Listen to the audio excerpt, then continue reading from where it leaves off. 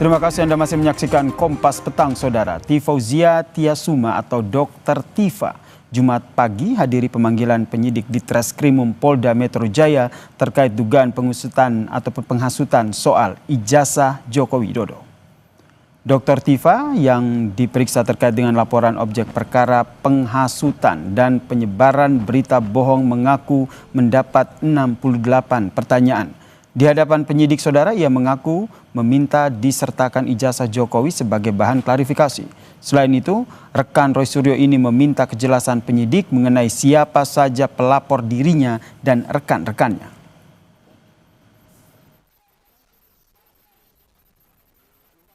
Tidak bicara substansi, saya masih bicara prosedur. Karena ini kan undangan klarifikasi. Undangan klarifikasi itu artinya kan pihak pemeriksa ingin mengklarifikasi beberapa hal kepada saya yang termuat dalam 68 pertanyaan itu. Tapi saya sebagai pihak yang diundang kan saya juga membutuhkan klarifikasi juga kan gitu kan. Nah, klarifikasi yang paling utama tentu saja adalah ya ijazahnya. Ya kan, klarifikasi sebab semua 68 pertanyaan itu melingkupi ijazah tersebut. Tapi kita nggak bisa menjawab bagaimana kalau tidak ada ijazahnya. Kalau ada ijazahnya di depan meja ini ya kita berbincang-bincang tentang ijazah tersebut. Dan itu akan relevan dengan pertanyaan yang diajukan kepada saya. Gitu. Oh, kalau yang sekarang itu bukan Pak Joko Widodo, yang ini ya, yang hari ini itu laporan dari 5 pihak yang kita juga nggak tahu jati dirinya ya. Jadi kalau saya sih bicara begini, bukan soal legal standing apa, tapi keberadaannya, keabsahannya sebagai pelapor, itu kan juga perlu diklarifikasi. Sementara itu, Saudara, Pengadilan Negeri Surakarta memastikan putusan sela dalam kasus gugatan ijazah Jokowi menjadi putusan akhir dalam perkara ini. Hal ini dikarenakan Majelis Hakim menerima eksepsi dari para tergugat terkait dengan kewenangan pengadilan. Para tergugat menilai perkara ini ranah Pengadilan Tata Usaha Negara.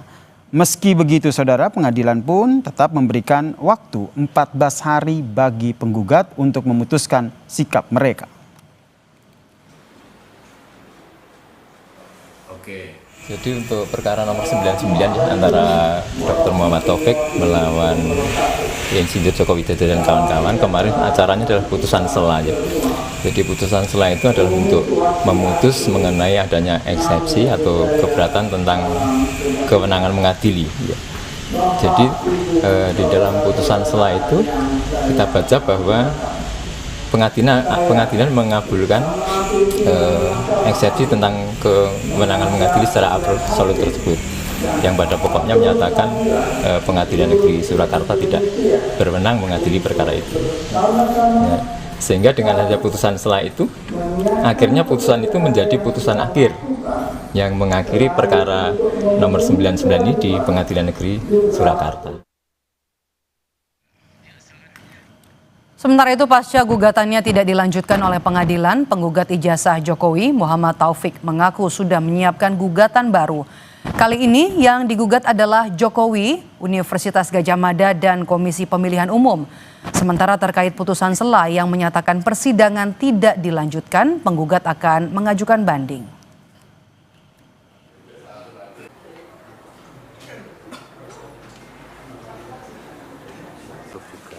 Atas 3 bunyi putusan itu, saya menyatakan yang pertama itu bukan kiamat, ya. Yang kedua pasti kami ajukan banding, dan yang ketiga, ya, saya ingin sampaikan berarti sampai hari ini ada semacam skenario tidak akan pernah membawa ijazah dari tergugat, ya. Dalam hal ini tergugat satu mantan presiden ke-7 Joko Widodo itu ke pengadilan. Jadi skenarionya itu tidak akan pernah dibawa ke pengadilan sampai sampai kapanpun. Tetapi sebagai orang yang berpengetahuan, saya tidak akan patah semangat.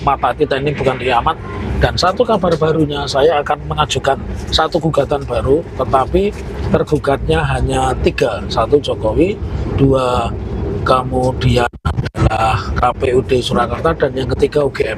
Dan kami untuk gugatan ini punya bukti yang kuat.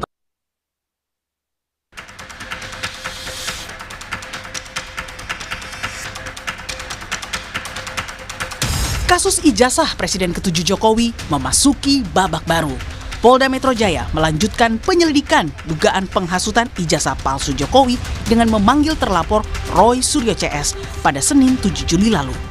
Roy yang sebelumnya memilih tidak memenuhi panggilan polisi akhirnya datang pada Senin lalu karena dalam surat pemanggilan sudah ada status terlapor. Namun dia heran dengan pihak pelapor yang menggunakan pasal 160 KUHP tentang penghasutan. Karena menurutnya harus ada korban yang merasa dihasut jika ingin melaporkan seseorang dengan pasal tersebut. Karena di sini sudah ada beberapa nama yang ditulis sebagai terlapor, gitu ya. Sudah ditulis dan sudah ada tempusnya dan ada lukusnya. Tapi tempus dan lukusnya pun banyak banget, ya. Bahkan yang kita lihat di sini, kalau menurut pasalnya, ya pasal itu adalah bukan elektronik. Yang pertama adalah pasal 160. Berarti kami itu harus hadir di semua tempat itu pada jam itu, pada tanggal itu bersamaan dengan para pelapor. Pelapornya juga harus hadir di sana. Usai memeriksa para terlapor, penyidik Polda melanjutkan pemanggilan pihak pelapor dari Pradi Bersatu, Ade Darmawan. Ade mengklaim sikap dan pernyataan Roy Suryo CS di Bareskrim saat gelar perkara khusus adalah bukti upaya penghasutan kepada publik. Selain itu, 50 bukti penghasutan Roy CS sudah ia serahkan ke penyidik.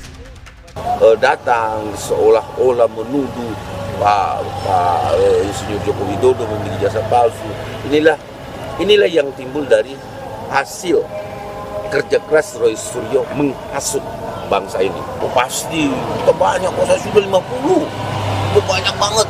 Dan alat bukti video itu sudah terlalu banyak. Kalau dia habis diperiksa Roy Suryo CS, kemudian ada pemanggilan lagi terhadap pelapor, itu tanda-tandanya selamat sebentar lagi naik. Pemanggilan klarifikasi para pihak ini merupakan buntut dari pelimpahan 5 laporan di beberapa Polres di wilayah Jakarta, Bekasi, dan Depok. Roy CS dilaporkan dengan pasal penyebaran ujaran kebencian dan permusuhan berdasarkan SARA, penyebaran informasi bohong, dan pasal 160 KUHP tentang tindak pidana penghasutan. Tim Liputan Kompas TV.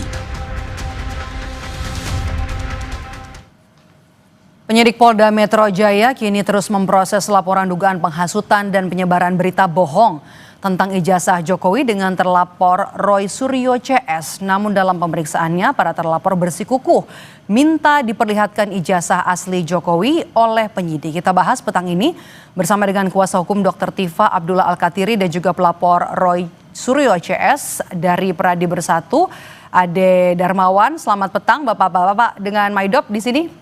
Ya, Mbak Medop, selamat. Assalamualaikum. Saya mau ke Pak Abdullah dulu nih dari Dr. Tifa. Apa saja yang digali penyidik dari pemeriksaan Dr. Tifa hari ini? Baiklah. Jadi tadi siang itu sekitar jam 10 lebih ya, kita baru masuk ke ruang penyidik, ya kan. Memang kehadiran kami itu atas dasar undangan klarifikasi ya. Nah, kami hadir. Ya memang di dalam undangan itu ada tertulis terlapor, memang benar, ya kan. Kemudian pertama-tama yang kami tanyakan pada penyidik, ya kan, karena klarifikasi atau penyelidikan itu adalah mencari tindak pidananya, apa ada perbuatan melawan hukum, belum bicara substansi. Ya oleh sebab itu kami tanyakan pada mereka, kira-kira perbuatan melawan hukum apa, pidana apa yang dilakukan oleh klien kami ini. Karena semua pasal-pasal itu setelah kami analisa, itu pasal-pasal itu sebenarnya tidak ada perbuatan melawan hukumnya. Contohnya kalau kita, jadi kami minta penjelasan, gitu loh. Nah, tapi penyidik juga tidak bisa menjelaskan, ya kan? Bahkan kami yang memberikan satu apa istilahnya itu masukan pada penyidik, ya kan? Coba kita lihat ya, pasal 160 ya kan KUH pidana itu dulu sebelum ada putusan MK ya. MK itu tahun 2009 nomor 7 itu yang dari formil menjadi material, ya kan. Yang dari tidak ada korban harus ada korban lah, seperti itu. Itu dulu memang digunakan itu pasal itu untuk banyak hal. Banyak, bahkan beberapa klien kami itu dikenakan pasal itu, ditangkap, dan ada ustadz, ada macam-macam lah, Nota Habib Rizik kalau nggak salah pernah kena pasal 160. Pak Abdullah, maaf sebelum kita bahas soal pasal, jadi ini pemeriksaan Dr. Tifa hari ini belum sampai pada substansi. Tadi kan kami juga sempat mengutarakan pernyataan dari Dr. Tifa. Klien Anda ini ngotot ya minta diperlihatkan oleh penyidik ijazah Jokowi dulu, baru kemudian mau mengklarifikasi. Itu diantaranya. Jadi begini, kami itu ingin penjelasan. Jadi kalau memang tidak bisa dijelaskan ada perbuatan melawan hukumnya atau tindak melawan hukum, kami menolak untuk diperiksa. Jadi kami ini sebenarnya menolak untuk diperiksa. Kami keberatan untuk diperiksa karena penyidik tidak bisa menjelaskan tindak pidana apa yang dilakukan. Memang awal itu aja sebenarnya. Yang lain-lain itu kan ditunjukkan pada waktu kita mau tanda tangan BAP itu, memang ada beberapa pertanyaan kami tidak menjawab. Karena kami konsisten, karena kami menolak, ya kami tolak gitu loh. Kemudian hubungannya dengan pasal dihadirkan ini hubungannya dengan pasal 28 ayat 3 itu kebohongan. Kebohongan yang melibatkan kerusuhan lah istilahnya. Atau keonaran. Ada hubungannya dengan pasal itu. Ya kan, kalau dikatakan bohong berarti nggak bohongnya mana? Makanya kita minta ijazah aslinya itu dihadirkan di meja ini supaya tahu bahwa kami itu bohong gitu loh. Ya kan, bohong itu kan harus ditunjukkan kebenarannya seperti apa. Itu kalau penyidik memang tidak bisa menghadirkan ijazah asli ya, yang menurut konon kabarnya asli, tidak ditunjukkan, kami tidak mau diperiksa. Jadi ada dua hal, satu pasal-pasalnya tidak kena, yang di pasal 28 ayat 3 itu karena ya seharusnya dihadirkan karena mengatakan klien kami itu bohong kan begitu. Itu tadi. Jadi kita juga salah satunya kita tolong hadirkan itu di hadapan kita. Dan juga heran digelar perkara yang besar aja tidak dihadirkan, apalagi di penyidikan gitu loh. Oke. Ya kan, saya ikut itu gelar perkara itu. Saya ikut di dalam itu. Oke. Meminta menghadirkan atau diperlihatkan ijazah Jokowi baru mau proses klarifikasi. Tanggapan Anda, komentar Anda, Bung Ade? Ya, jadi Mbak Dobs, saya sudah mendengarkan dari Bang Al-Katiri. Jadi gini Mbak, kalau terkait klarifikasi undangan itu, ya bahwa kemudian mau memberikan satu pernyataan atau tidak menjawab itu hak dari klien Saudara Al-Katiri. Namun perlu saya sampaikan di sini bahwa dengan tidak menjawab itu larinya nanti itu bahwa akan timbul lagi analisa penyidik yang berbeda nantinya bahwa itu tidak kooperatif. Artinya tidak kooperatif dalam menjawab satu pertanyaan dari penyidik. Nah, itu bisa saja akan seperti itu nantinya. Bahwa segala sesuatu itu kan harusnya ketika terjadi tanya jawab di situ, sebenarnya peluangnya besar sekali di situ untuk membuktikan bahwa apa yang disampaikan ujaran-ujaran kebencian ataupun penghasutannya seperti apa itu kan harusnya di counter gitu loh. Tidak, karena kalau tidak dijawab justru itu akan menimbulkan masalah baru, artinya tidak kooperatif dalam pemeriksaan. Itu bisa saja.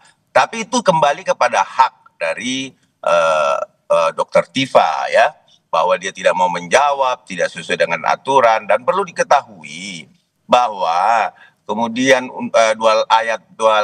pasal 28 ayat 2 yang kami laporkan itu bahwa di situ di dalam frasa sebenarnya ya, saya bisa bacakan sedikit di sini kalau kita berbicara terkait putusan nomor 105 PUU 22/2024 itu jelas dikatakan itu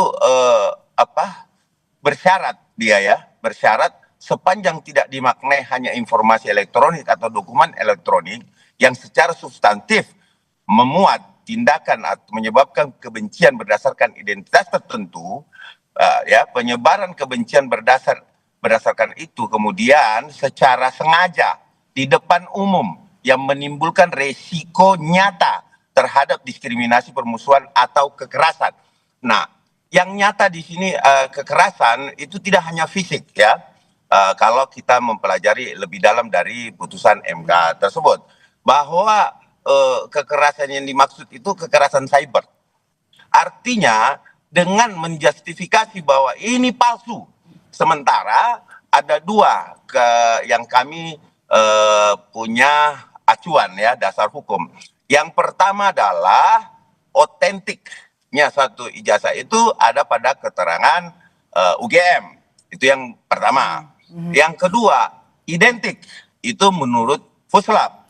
Karena kenapa? Pembanding dari 3 ijazah seangkatan, karena memang dalam aturan itu 3 ijazah itu yang dimungkinkan tidak boleh 1 atau 2 saja, tetapi sekurang-kurangnya 3 pembanding itu sudah diperiksa oleh Puslapor, Mabes Polri, dan dinyatakan identik.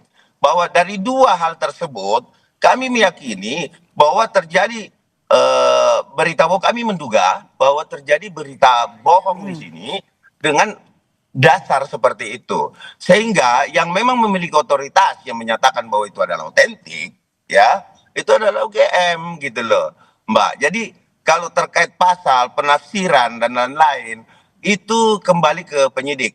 Seperti apa dia menafsirkan nanti disesuaikan dengan alat bukti yang dia terima. Bahwa ada nggak sih ujaran-ujaran kebencian, ada nggak sih yang disampaikan oleh Dokter Tifa di dalam bukti-bukti yang kami sajikan. Kami sudah dapat poin Anda, Bung Ade. Saya mau ke Pak Abdullah. Pak Abdullah, pihak Anda kan kini menunggu hasil gelar perkara khusus. Nah, kemarin kan Kompolnas juga sudah bilang kalau produk pengujian ijazah dari Polri dan juga UGM sudah kredibel. Nah, apa rencana Anda kalau nanti Polri berkesimpulan tidak ada unsur pidana dalam kasus ijazah Jokowi ini?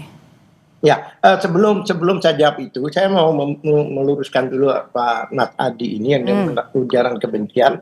Ujaran kebencian itu memang 28 ayat 2 itu deliknya itu mulai masuk setelah kata-kata berdasarkan.